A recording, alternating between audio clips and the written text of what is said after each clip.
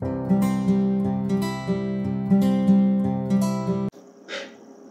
वालेकुम।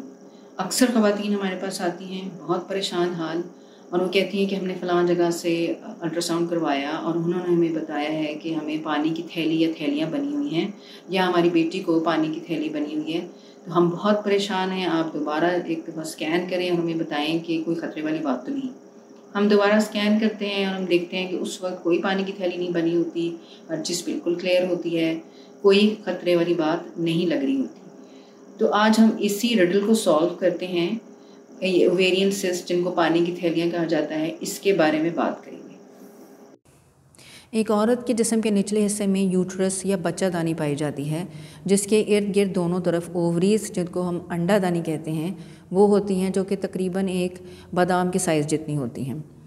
इन अंडादानी के अंदर फॉलिकल्स होते हैं, जो कि आगे जाके औरत की हमल होने में एक बहुत इंपॉर्टेंट रोल प्ले करते हैं। इन्हीं ओवरीज़ या अंडादानी के अंदर ये सिस्ट्स या पानी की थैलियाँ डेवलप होती हैं।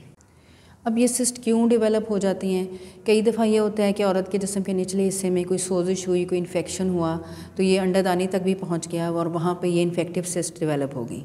कभी हार्मोनल इम्बैलेंसेस में भी ये सिस्ट बन सकती हैं। इसके अलावा हमल के दौरान भी बन जाएंगी।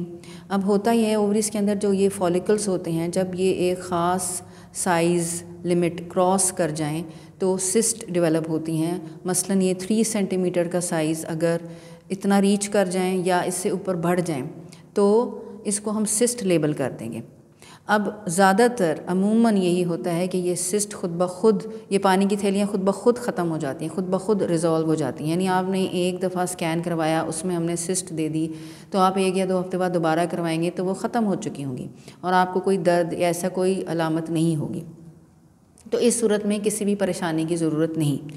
तो मसला तब पैदा होता है जब ये पानी की थैलियाँ ख़ुद से ख़त्म नहीं होती, बल्कि इनका साइज़ मुसलसल बढ़ना शुरू हो जाता है और इतना बढ़ जाता है कि आपको जिस्म के निचले हिस्से में दर्द शुरू हो जाती है। इस सूरत में आप अपनी डॉक्टर को दिखाएंगी, वो आपका मुआयना करेगी, अल्ट्रासाउंड एडवाइस करेगी।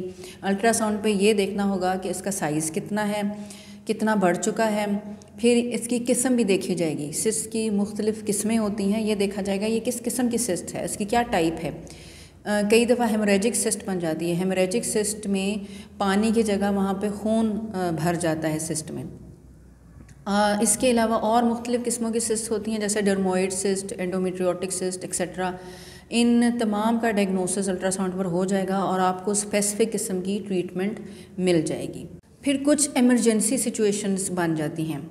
होता ये है कि ये कुछ सिस्ट इतनी बढ़ जाती हैं साइज़ में कि वो ओवरी जो है, अंडादानी जिसके अंदर ये सिस्ट बनती हैं, वो अपने ऊपर बल खा जाती है, ट्विस्ट कर जाती है, जिसकी वजह से खून उधर आना बंद हो जाता है। जब बंद होता है तो आपको शदीद किस्म की दर्द होती है।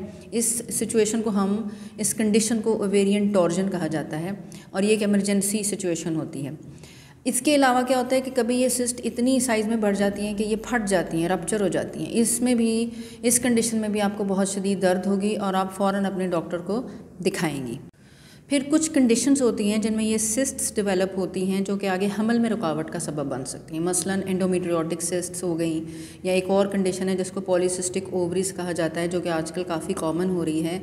तो ये तमाम इनफर्टिलिटी या हमल में रुकावट करा सकती हैं।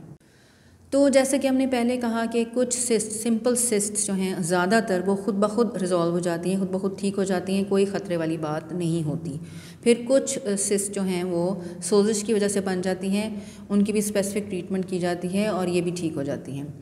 फिर कुछ कंडीशंस ऐसी हैं जिसमें सिस्ट्स बनती हैं, पानी की थैलियाँ बनती हैं, जो कि आगे हमल में रुकावट का सबब बनती हैं, इनफर्टिलिटी कॉज कराती हैं, उनकी स्पेसिफिक ट्रीटमेंट होगी। इसके अलावा कुछ इमरजेंसी सिचुएशंस बन जाती हैं, जैसे कि हमने पहले कहा कि ओवेरियन टॉर्जन की एग्ज़ाम्पल दी, ओवेरियन सिस्ट रप्चर की एग्ज़ाम्पल दी, यानी कि सिस्ट का फट जाना, ये इमरजेंसी सिचुएशन होती है। इसमें अमूमन हो सकता है आपकी सर्जरी भी करनी पड़ जाए। फिर कुछ सिस्ट कैंसरस सिस्ट भी हो सकती हैं, ख़तरे वाली पानी की थैलियाँ भी बन सकती हैं। तो इन तमाम चीज़ों के लिए आपकी कंसर्न गायनोकोलॉजिस्ट आपको देखेंगी और उसके मुताबिक इलाज होगा। अल्लाह हाफ़िज़।